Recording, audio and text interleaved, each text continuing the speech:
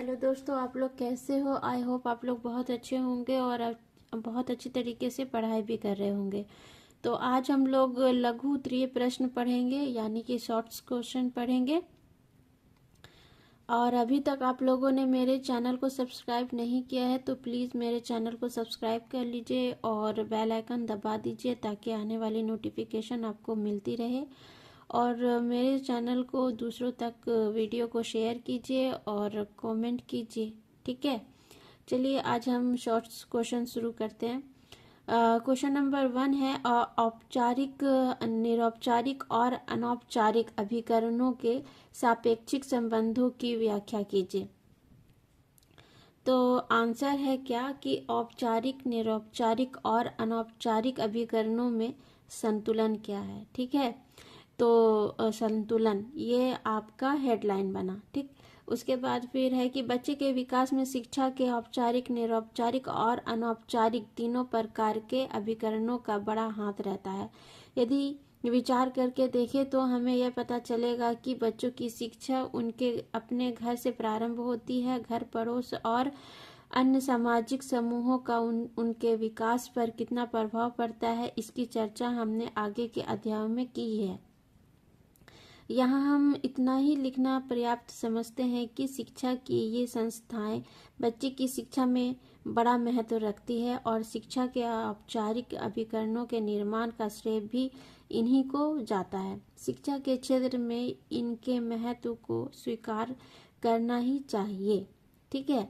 मतलब कि औपचारिक, निरौपचारिक और अनौपचारिक शिक्षा क्या होता है, इसके बारे में संतुलन क्या है। संतुलन यह है कि जो औपचारिक, निरौपचारिक और अनौपचारिक शिक्षा है, हम शिक्षा स्कूल, कॉलेज, समाज, घर और पत्र, समाचार, न्यूज़ और पत्र पत्रिकाओं से, दूरदर्शन से, रेडियो से, टेलीविज़न से, जहाँ से भी हम जो है कि शिक्षा प्राप्त करते हैं, वो सब औपचारिक, निरौपचारिक और अनौपचारिक शिक्षा है, ठीक है।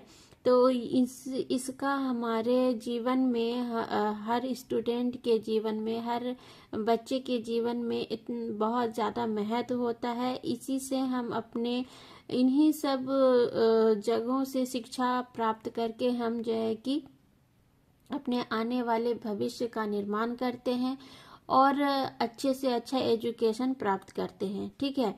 उसके बाद फिर है कि दूसरी ओर आज हमारा सामाजिक विकास एक जटिल स्थिति को प्राप्त हो चुका है। जो हमारा समाज है आज एक जटिल स्थिति में है, ठीक है। हमने प्राय सभी क्षेत्रों में असातीत उन्नति की है। इन सबके समझने के लिए हमें व्यवस्था शिक्षा की आवश्यकता होती है।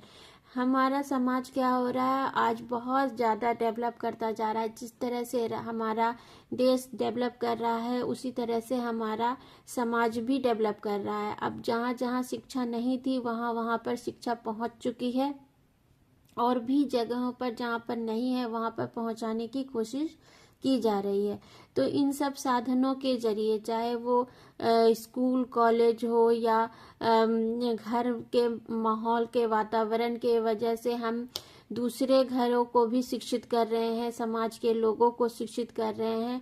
और साथ ही हम लोग इंटरनेट, टेलीविज़न, रेडियो और दूरदर्शन, न्यूज़पेपर्स वगैरह के वजह से भी जो है कि हम लोग एक दूसरे के को जो है कि इस सब जरिए से न्यूज़ पहुंचा रहे हैं, जिससे कि सरकार के द्वारा बनाए हुए फ्री एजुकेशन को लोग, बच्चे पा कर करके जो है कि एजुकेटेड हों और जो है कि अपने भविष्य का, अच्छे कुशल भविष्य का निर्माण करें, ठीक है।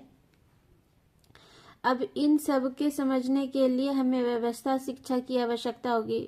हमारा शिक्षा जो है कि एक जो है कि वेल मेंटेन तरीके से होगा। उसके अंदर जो भी जो है कि एजुकेशन से रिलेटेड जो भी हमें गैजेट्स की, मतलब कि अभिकरणों की आवश्यकता होगी, वो सब कुछ हमें उपलब्ध कराया जा रहा है, जिससे कि अब हम शिक्षा के क्षेत्र में पीछे भी नहीं हैं। हमारा देश बहुत ज़्यादा उन्नति करता जा रहा है और हम अपने देश के साथ साथ हमारे आसपास के अड़ोस पड़ोस को भी, समाज को भी और जो है कि लोगों को भी शिक्षित कर रहे हैं। ठीक है। व्यवस्थित शिक्षा का प्रबंध औपचारिक अभिकरणों और विशेषकर विद्यालयों में ही किया जाता है। ठीक है। जो भी व्यवस्थित शिक्षा में हम लोगों को औपचारिक अभिकरणों का जो भी औपचारिक अभिकरण है, जैसे कि ब्लैक बोर्ड है और जो है कि चार्ट होता है बच्चे लोगों के लिए, ABCD वाला चार्ट, फल फ्रूट वाला चार्ट होता है, 1-2 वाला चार्ट होता है। और अब जो डिजिटल होते जा रहा है तो जो ब्लैक बोर्ड है उसमें जो है कि बहुत सारे ऐसे स्लाइड्स वगैरह बनाए जाते हैं जिसे साइंस और मैथ और हिस्ट्री, सिविक, ज्योग्राफी, हर एक सब्जेक्ट को जो है कि उसको पिक्चर्स के द्वारा समझाया जाता है। ठीक है। तो इन सब अभिकरणों का भी उपयोग औपचारिक शिक्षा स्कूल कॉलेज के ही जरिए से हमको इन सब उपकरणों की आवश्यकता जो थी वो अब पूरी होती जा रही है। ठीक है। विद्यालयों को बच्चों को अपनी रुचि, रुझान और आवश्यकताओं के अनुसार विकास करने के समान अवसर देने चाहिए। ठीक है। हमारे बच्चे में जो भी रुचि, क्षमता, योग्यता है, जो भी उनको पसंद है, जिस फील्ड में वो जाना चाहते हैं, हमको उनको उसी फील्ड में जाने का अवसर देना चाहिए ताकि वो उस फील्ड में जा करके अपना अच्छे से अच्छा करियर बना सके। हमें अपने बच्चों के ऊपर कभी भी किसी भी चीज़ को थोपना नहीं चाहिए कि अगर हमारा ये चाहत है कि मेरा बच्चा डॉक्टर बने तो हम डॉक्टर ही बनाएंगे, भले ही उसका मन कहीं सिंगर बनने का है, हाँ, तो या फिर क्रिकेटर बनने का है। तो इस तरह से नहीं करना चाहिए। बच्चे का जिस भी सब्जेक्ट में रुचि है, जब सब्जेक्ट को चुनने का अवसर आता है बच्चे का, जब 10+ के बाद जब बच्चा एक नया सब्जेक्ट चुनता है तो उसको उसके रुचि के अकॉर्डिंग उसको सब्जेक्ट चुनने का भी अवसर देना चाहिए ताकि वो अपना जो भी पसंदीदा सब्जेक्ट है उसको पढ़ करके और बहुत अच्छा कर सकता है। ठीक है। उसके बाद फिर क्या है कि लाख प्रयत्न करने के बाद भी कुछ लोग औपचारिक शिक्षा का लाभ नहीं उठा पाते हैं। ठीक है।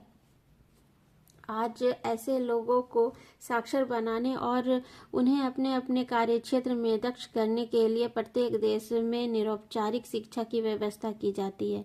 देखो, चाहे जो भी लोग अपने बच्चे को स्कूल नहीं भेजना चाहते हैं, वो भले ही चाहे समाज के लोग हो, चाहे जो है कि हमारे जो है कि जो भी योजनाएं शिक्षा के थ्रू बनाई जाती है उस योजना का भी लाभ जो है कि ये लोग नहीं उठाते हैं, जिससे कि अपने बच्चे को जो है कि पढ़ाना लिखाना सही, मतलब पढ़ाना लिखाने का मतलब है कि वो फुल टाइम स्कूल में देंगे।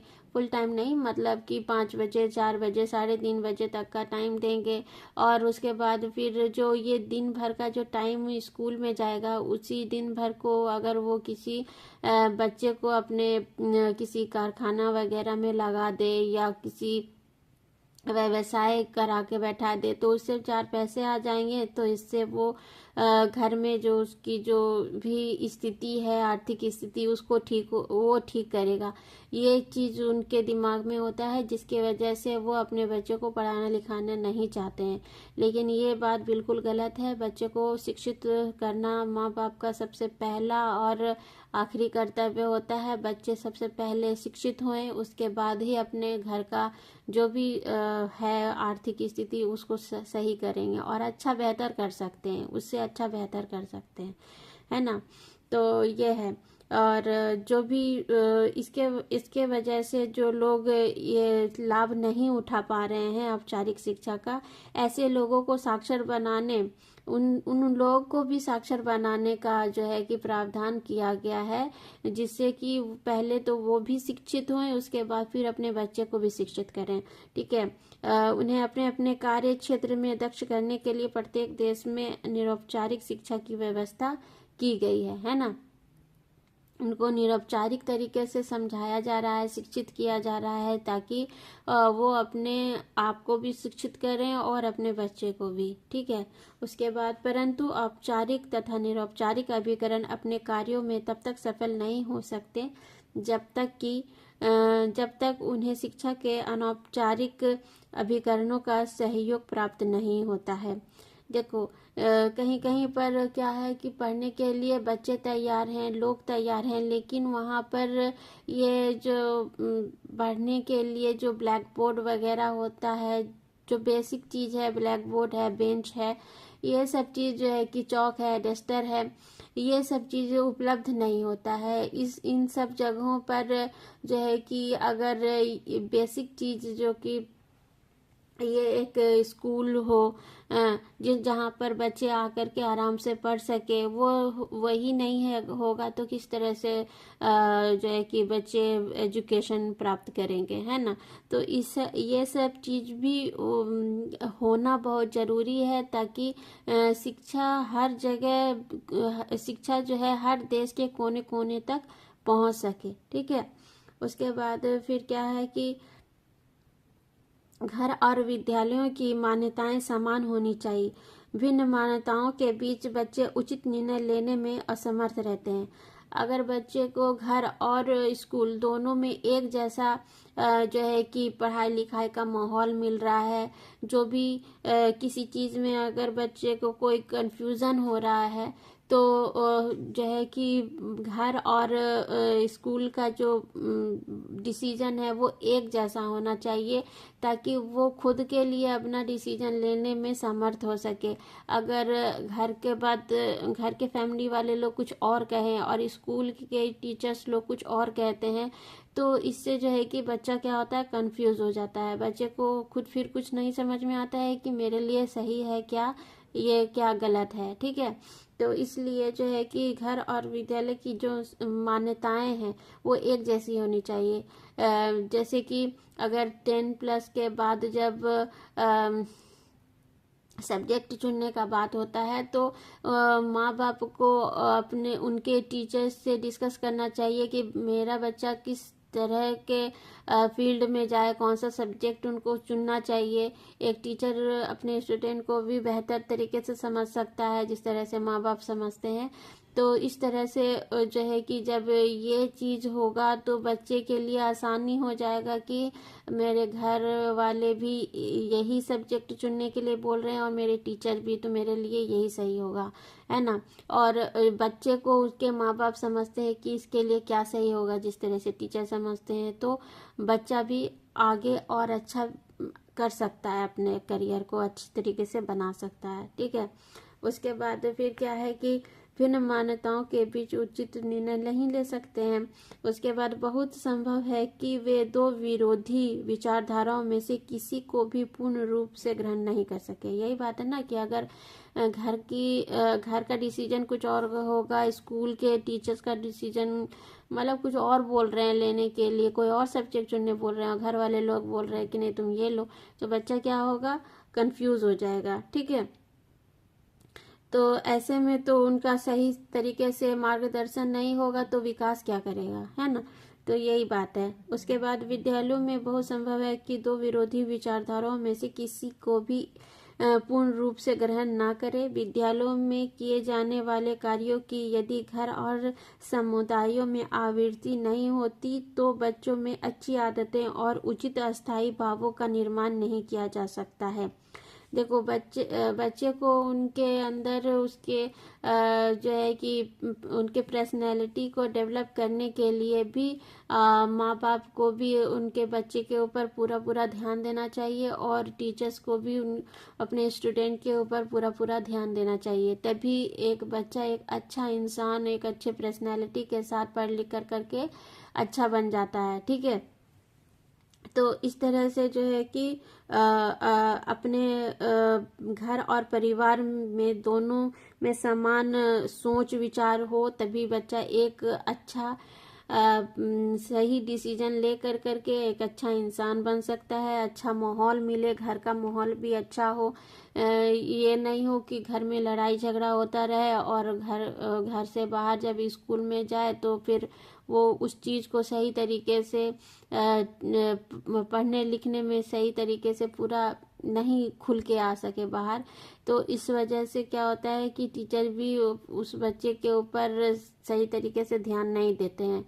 जो बच्चा पढ़ने लिखने में अच्छा होता है उसके साथ साथ उसका चरित्र, उसका व्यक्तित्व अच्छा होता है, उसका जो है कि बातचीत करने का तरीका अच्छा होता है, उसके तरफ टीचर्स ज़्यादा अच्छी तरीके से अट्रैक्ट होते हैं।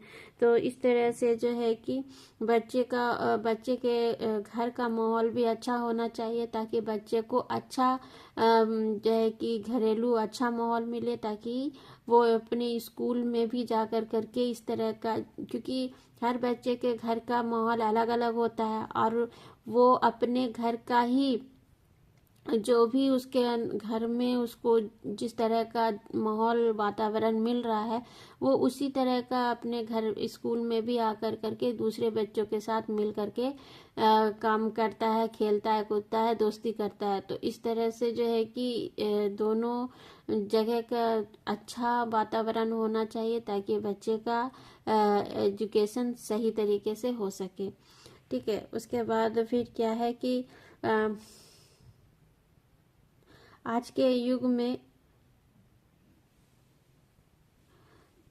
विद्यालयों में किए जाने वाले कार्यों की यदि घर और समुदाय में आवृत्ति नहीं होती तो बच्चों में अच्छी आदतों और उचित अस्थायी भावों का निर्माण नहीं किया जा सकता है। ठीक है, ये तो समझ गए।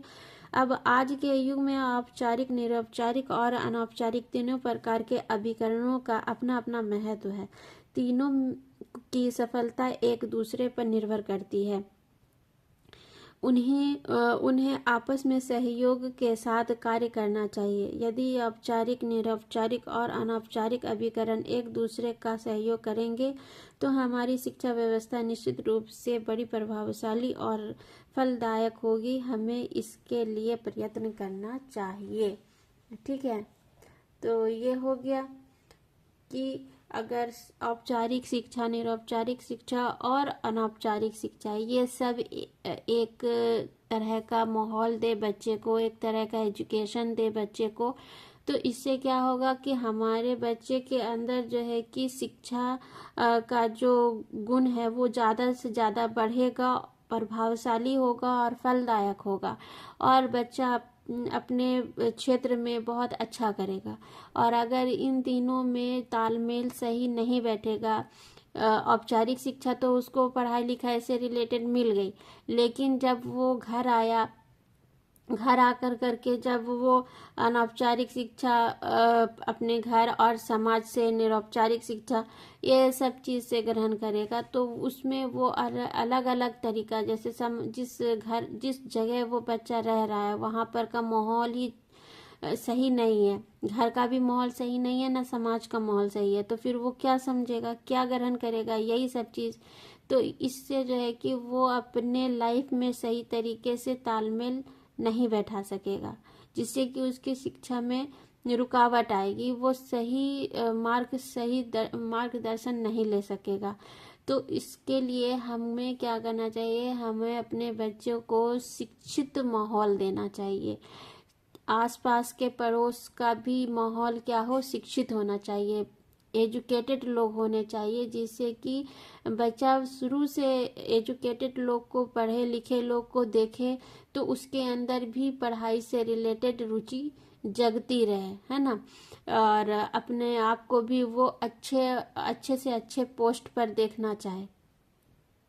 इसीलिए जो है कि जब हर तीनों चीज में तालमेल होगा, औपचारिक, निरौपचारिक और अनौपचारिक तीनों क्षेत्र में, हर जगह पर बच्चे को एक जैसा माहौल मिलेगा, एजुकेशन से रिलेटेड मिलेगा, हर जगह से बच्चा कुछ ना कुछ शिक्षा प्राप्त करेगा, तो इससे जो है कि बच्चे के अंदर, उसके अंदर ऑटोमेटिक जो है कि शिक्षा का माहौल आता रहेगा, वो उसके अंदर की पर्सनैलिटी ही शिक्षित हो जाएगी।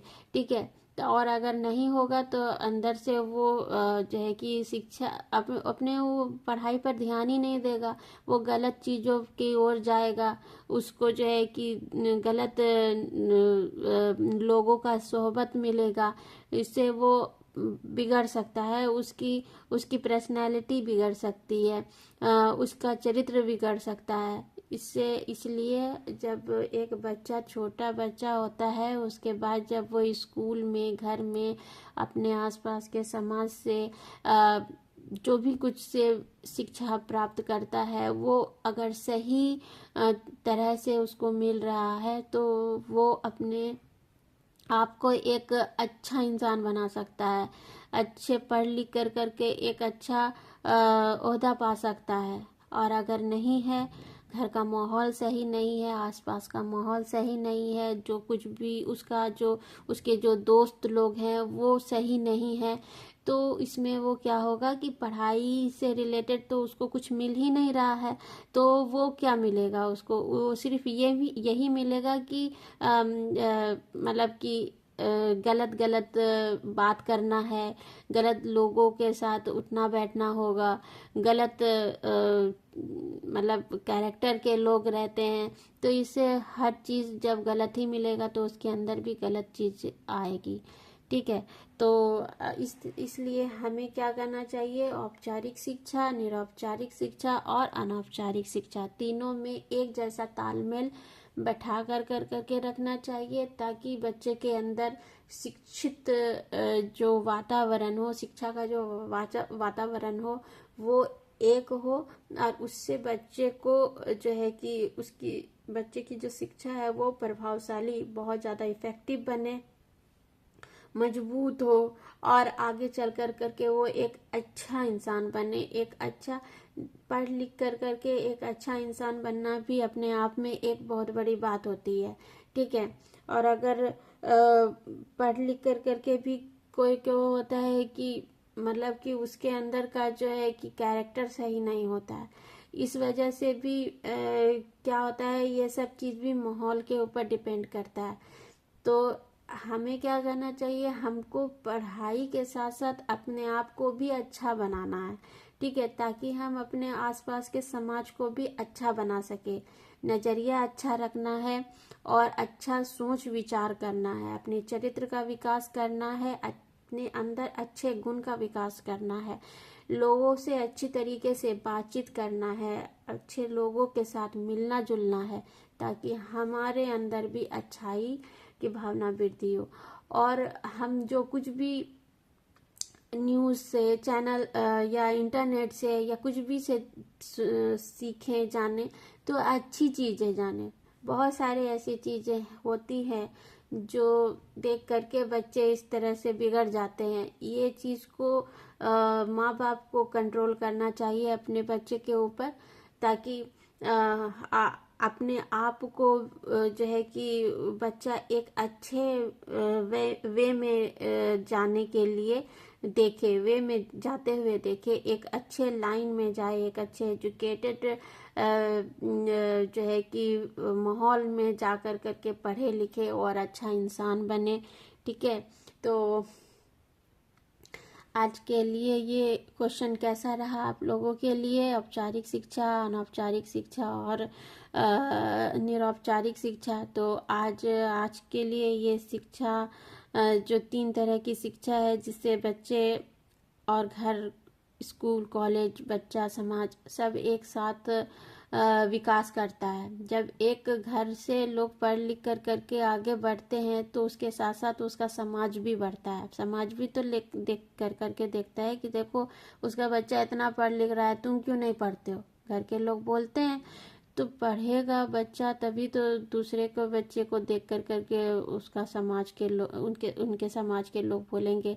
तो इसीलिए जब एक बच्चा पढ़ता है, एक घर का बच्चा अच्छा पढ़ लिख जाता है, तो उसको देख करके दूसरे घर के भी लोग इसी तरह से बात करते हैं कि उसको देखो वो किस तरह से आगे पढ़ रहा है, लिख रहा है, अच्छा कर रहा है, तो तुम भी करो। ठीक है, तो इस तरह से होता है। तो ये हो गया औपचारिक शिक्षा, निरौपचारिक शिक्षा और अनौपचारिक शिक्षा। आई होप आप लोगों को बहुत अच्छे तरीके से समझ में आया होगा। और अभी तक आप लोगों ने अगर मेरे चैनल को सब्सक्राइब नहीं किया है तो प्लीज़ मेरे चैनल को सब्सक्राइब कर लीजिए और बेल आइकन दबा दीजिए ताकि आने वाली नोटिफिकेशन आपको मिलती रहे। और आज के लिए इतना ही है। अपना और अपने फैमिली का बहुत बहुत ख्याल रखिए। चलिए, टेक केयर, बाय बाय।